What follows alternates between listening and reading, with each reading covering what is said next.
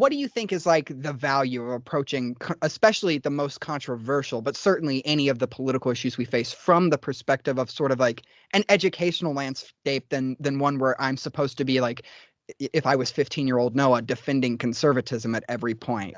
Do you think that there's a place for both, or I don't know, how do you view that? Sure. But education, I've talked about this. I've had people on the podcast, James Lindsay and Dr. Monica Osborne, talking about education and activism are opposites, because Right. activism says you know how to fix it, and then you're trying to get people to be active in pushing forth your solution. And education, kind of by definition, is we're trying to find the answer. So if you're an educator, it's very hard. What makes you so sure that you have the right answer?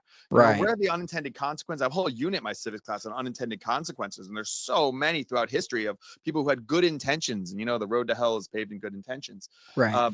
So I think that's a real issue. I do people who, it's kind of like, I'm also the debate coach of my school, and Right. I prefer dialogue to debate, because if we're going to have a debate, Noah, you and I, and let's say it's on some really controversial thing like abortion. So you take pro-choice, pro-life, whatever, and I take the other one.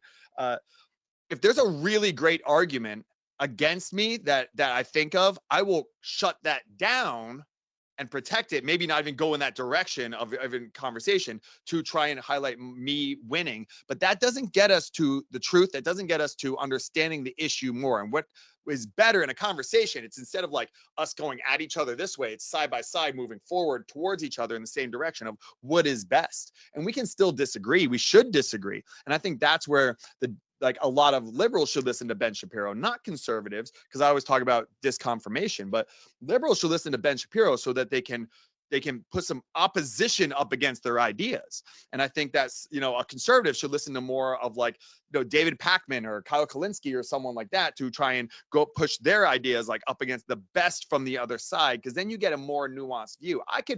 I'm really mixed up personally on the issue of abortion. I have different takes when it comes to like morality than I do when it comes to law, and et cetera, et cetera. But I can argue either one. Like the reason why I'm a debate coach is my students have to go up, they have to present, one side of one issue, and they'll say like, I need a pro or a con on this immigration policy, or I need a pro and a con on this gun policy.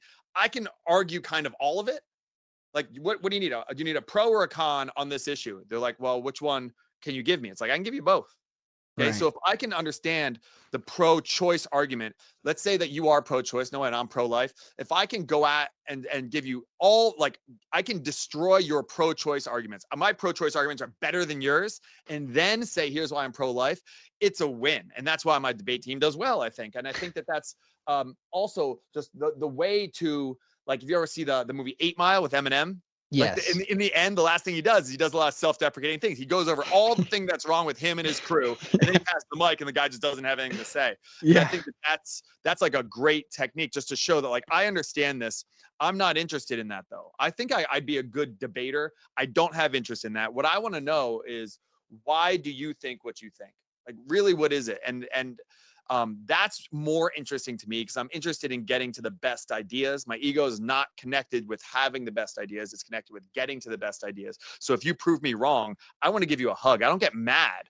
I am thankful that you helped me dispel of my bad ideas. I don't protect my bad ideas. I'll get defensive.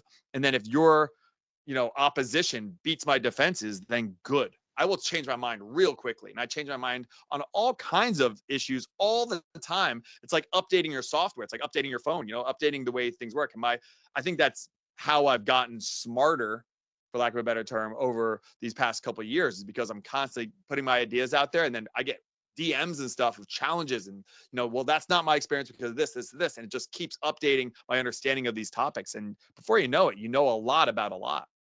Hey, if you enjoyed that video and you want to see more, make sure to subscribe to the Taz YouTube channel and listen to the show. Check out the link to our website, and make sure to follow Taz everywhere online to stay updated on news related to the show. Thanks so much.